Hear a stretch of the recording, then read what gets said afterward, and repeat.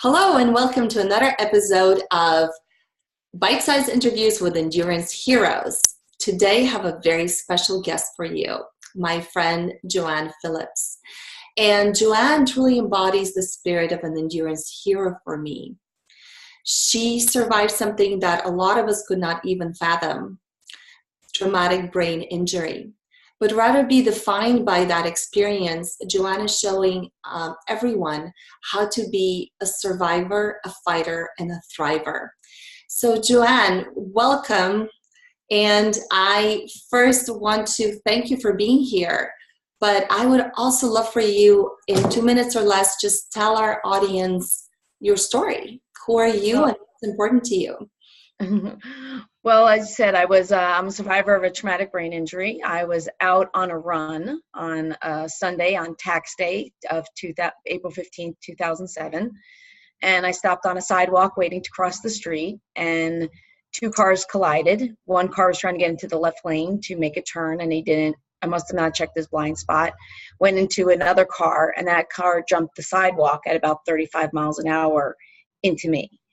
So the injuries not only were a decompressed skull fracture, a subdural epidural hematoma, there was broken neck, broken back, shattered left eye orbit, broken leg, and torn ACL, MCL, PCL of my right knee. So there was quite the laundry list of injuries to come back from outside of a brain injury, which in and of itself is a full-time job.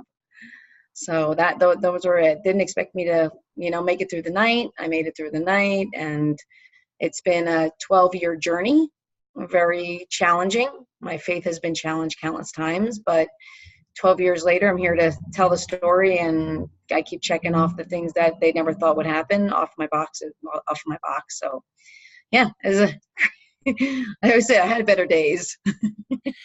I always think that whatever doesn't kill us makes us stronger. And I know it's such a cliche to say, but how do you view that experience and the value of the journey that you've been on from the perspective of today? It was dark. I mean, I had a lot of emotional problems from my injury. It definitely, as I said, I saw a Facebook quote one time. It's like, in order to love who you are, you can't hate the experiences that shaped you. And that really stuck with me, because it took me probably a full 12 years to really embody that I can't hate these experiences that made me who I am. And it has given me the voice that it's going to give me, and has given me, but it's going to give me even more as I move forward with what I want to try to bring to the traumatic brain injury community. And that's hope, and that's resources. And what does the word endurance mean to you? Not giving up. Keep going, even though you're exhausted. Keep going, even if your mind is telling you to stop, your heart is telling you to keep going. So endurance to me is like one of those things that you just keep going no matter what is up against you. I always have this little mindset that there was a lot of obstacles in my way. The minute I get up on like that song, I get knocked down, but I get up again. Every time I got a little bit progress, something else would knock me down. And those were hard, because every time I felt like, okay, I'm getting somewhere, something else would happen and knock me down. I felt like I was starting over and then over again. And when you're doing that for the better part of 11 years, again, your faith gets tested. So that is it's a lot of endurance in that time frame, to just keep going, even though you want to give up. What keeps you going in those tough times? Well, I was very grateful to have, my parents were in New Jersey at the time. So the accident happened when I was 37. And and I came out highly functioning, which was not what they expected. So I had all my faculties, believe it or not, which was really great, but I still had problems. And, when you're 37 and you're 38, then you're in your early 40s, I just was like, I wasn't going to uproot my parents just to be there to emotionally, what I was kind of classified as emotionally babysit me. So what kept me going really is, my best friend, Darcy, she really, she called every day. She kept saying, I know you're still in there. I was going through horrific mood swings, horrible, very suicidal, very, very suicidal. And she didn't give up. That's endurance on her part. It's endurance not only on the survivor's part, but there's endurance on the caregiver's part. And it's not a job for many people. A lot of people can't do it because it goes on and on and on. So thankfully, I had her during this time to really pull me out every single time. I'm like, I can't do this anymore. I can't do this anymore.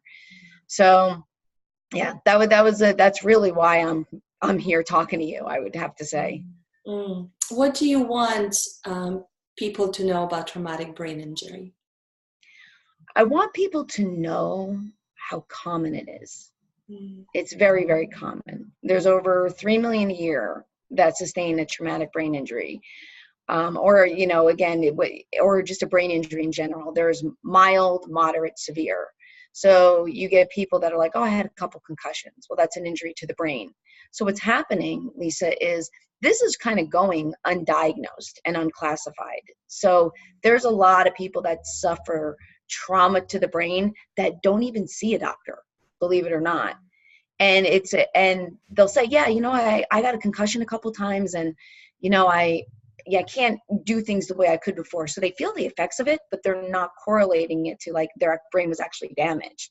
Now, the traumatic brain injury I had, obviously, when you smack your skull in and you get a cracked skull, I mean, it's different. You have the craniotomies. They remove my skull flap on my right side.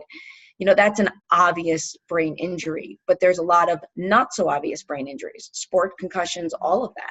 Mm-hmm. So I think people really need to know how common this injury is and how much it affects, the people that sustain them. Mm-hmm. Everybody's going to have a little different story when their brain is injured, but with 3 million a year sustaining one, it's not something to kind of roll your eyes at and say that's not a big deal. Yeah. My whole issue is that this is a very silent community, and March is Traumatic Brain Injury Awareness Month, and here we are on March 1st. Yeah. So it's kind of nice to kind of ring it in. But again, how many people know? We know that, and rightfully so, breast cancer awareness is October, and it should be, but we really should be saying, hey, brain injury is affecting millions. Yeah. And so take care of your brain, be compassionate with the ones that have suffered through it, be supportive, and take care of yourself, and don't judge your experience. Be gentle and careful and compassionate. Is that the message I'm hearing you say? Yeah, it is. And try to ask what people's stories are. And I even get, Lisa, caught up. Sometimes the people will do something and say something, and then I have to check myself. I go, Joe, you don't know their story. Because people would look at me and never, ever know what happened to me.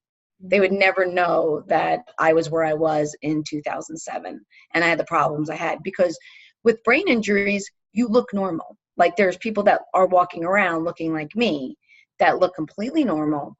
And so people just assume nothing ever happened to you. Meanwhile, I have this wild ride of a story through a traumatic brain injury and a lot of orthopedic injuries as well. But, the TBI was obviously the mother load of this one. Right. So I love it. I love that message. It's a really good message to have about anything, not just, TBI. Never assume, never know what the other person's story is. We don't know unless we walk in other people's shoes, we don't know the experience. So we can't judge it. What is your mountain? What is your next big mountain?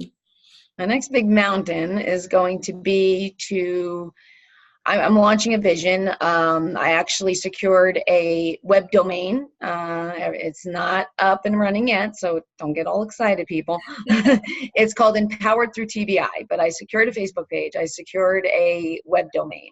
So my vision is to have all information and therapies and podcasts, like just things that people can listen to. Because when you're dealing with TBIs, you're dealing with the population that many of them can't read, can't comprehend, can't remember, whatever it is. So to write a lot of stuff out is not going to be good for a certain population of the TBI community, as well as their caregivers.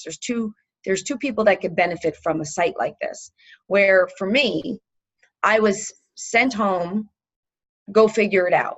It's a really kind of scary. So if I could fall through the cracks, a lot of people are falling through the cracks. So if we could streamline all this information into one area where people can just go and say, oh yeah, you know what, go to the Empowered Through TBI site. They have all that information on there. They got a podcast on that therapy if you want to go check it out. So it's big because it's going to be hitting a lot of different, even a lot of non-traditional ways of healing, which is what I did. Nutrition, stem cells, laser therapy, a lot, cranial osteopathy, all of these things, can work to, really maximize somebody's ability to heal. Yeah. So there's a lot of options out there that people need to know about. I love that you're bringing this forward, and we will definitely share the link to your website when it's up and the Facebook community. Thank you for your work, Joanne, and thank you for being an endurance hero. You got it. Thanks for having me, Lisa. Bye-bye.